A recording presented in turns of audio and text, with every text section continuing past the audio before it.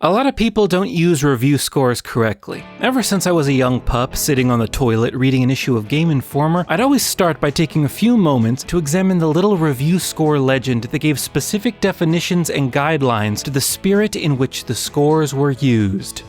IGN has a similar scale, and I never read one of their reviews without internalizing what those numbers mean. On the IGN review scale, which I'll be using for reference because it's the one I have capture footage of and I don't want to have to do that again, 10 out of 10 is masterpiece and 1 out of 10 is unbearable. Notably, masterpiece is not perfect because art is subjective, and unbearable is a lot more common in the era of the Steam indie game.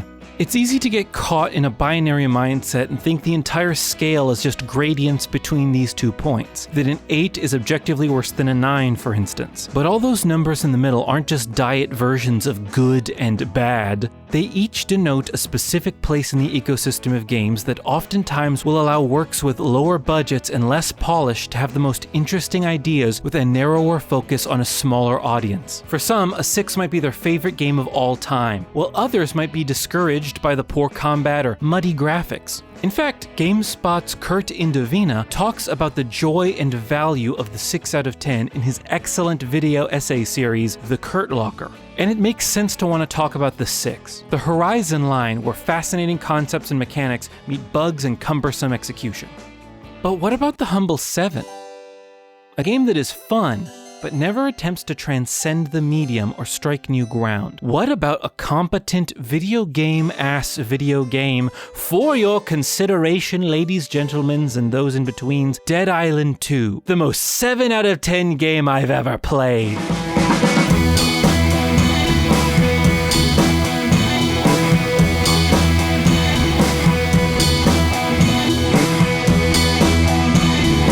Dead Island 2 is not bad. Like, at all.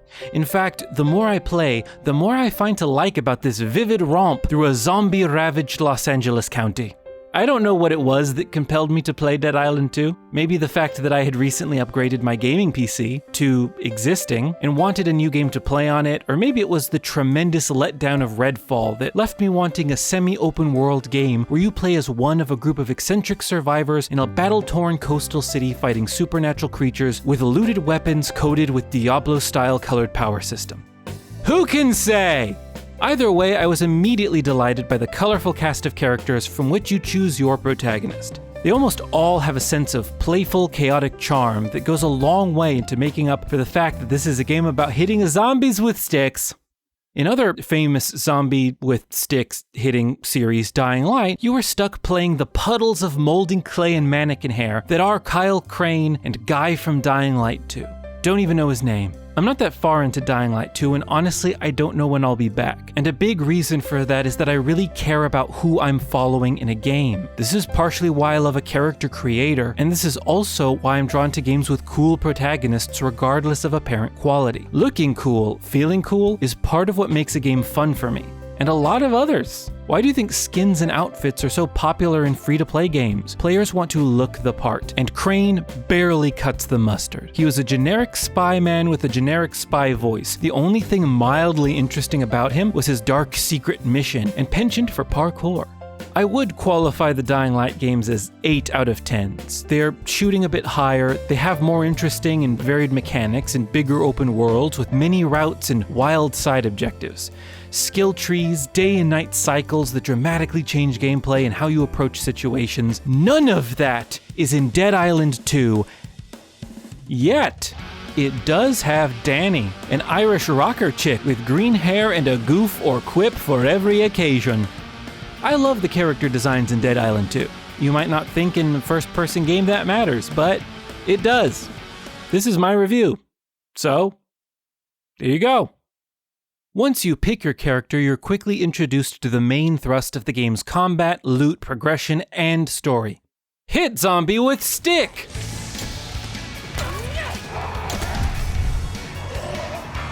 It's simple, it's satisfying. It's hitting a zombie with a stick, or a sword, or a hammer, or a spear, which is already basically a stick. It's fun, and thanks to the game's much lauded flesh system, it looks and feels great.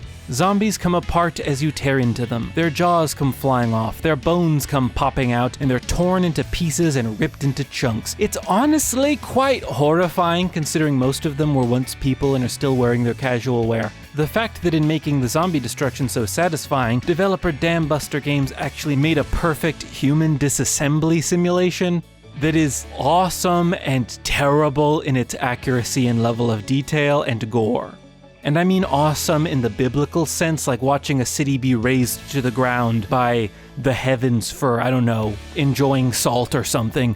In fact, the entire game has a ridiculous amount of fidelity that helped to break up the zombie hitting with gorgeous and lovingly rendered scenes of Southern California life that act as a perfect backdrop to the aforementioned horrific violence.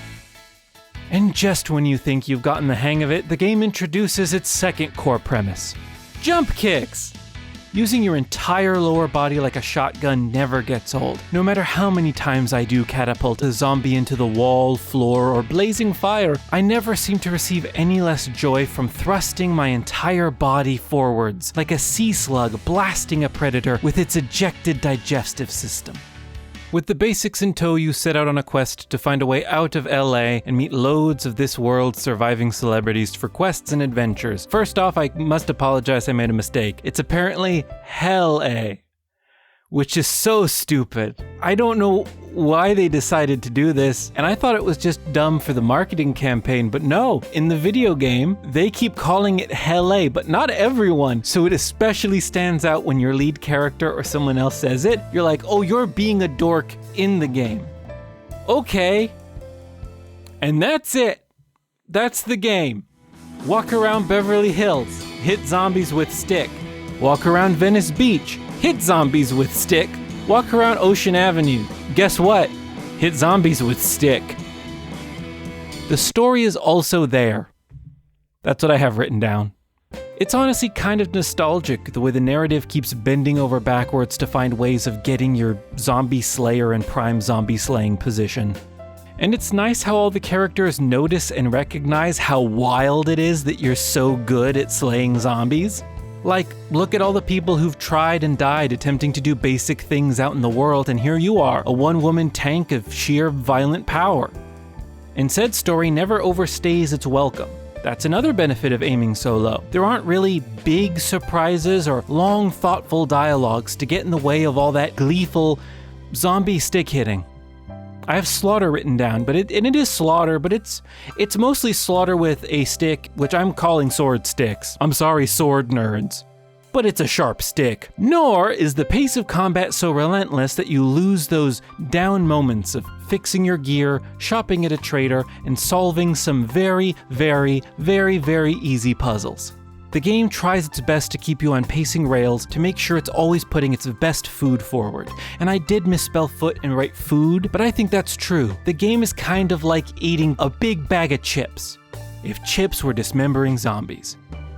So, Dead Island 2. It's a smooth time with a competent action game. And sometimes, that's all I want. I want to put a game on, walk around, and destroy monsters, or in this case, dead people. I'm free from the burden that something important might happen to drag me away from the podcast I'm listening to, or the fear that the game will become a slog. It's the video game equivalent of a brisk fall jog. At the time I'm recording this, Tears of the Kingdom has come out for a few weeks, and it's really sucked me in. Every moment is a joy, and around every corner there is surprise and delight. And I'm not always in the mood to be surprised and delighted! Where a 10 can engross us and a 6 can challenge us with something new, a 7 is a sure thing in an uncertain world. And I think from time to time, we all need a... Mecha Pig FYI, the protagonist of Dying Light 2's is Aiden Caldwell. That sucks. Aiden? Oh, the rest of the game is trying so hard. Doing so many cool things, and they name the guy Aiden, the second worst video game protagonist name since John? No. Gosh. Jeez. Oh, jeez, man. Golly. Oh, I'm sorry. I didn't mean to derail the show. I guess I thought you wanted to know. No, it's okay. I needed to know, and I'm glad you're the one to tell me. So, should we finish the review? Yeah, no. You go ahead. I need to see to my thinking, Cliff. You're what? I think we should... Oh, you're leaving? Okay, so sometimes it's better when a game isn't... Sometimes it's better when a game isn't that good because your mood. Did I do it? Yeah, that sounded great, Mr. Octopus. Boy, I truly value you as a friend. Thanks.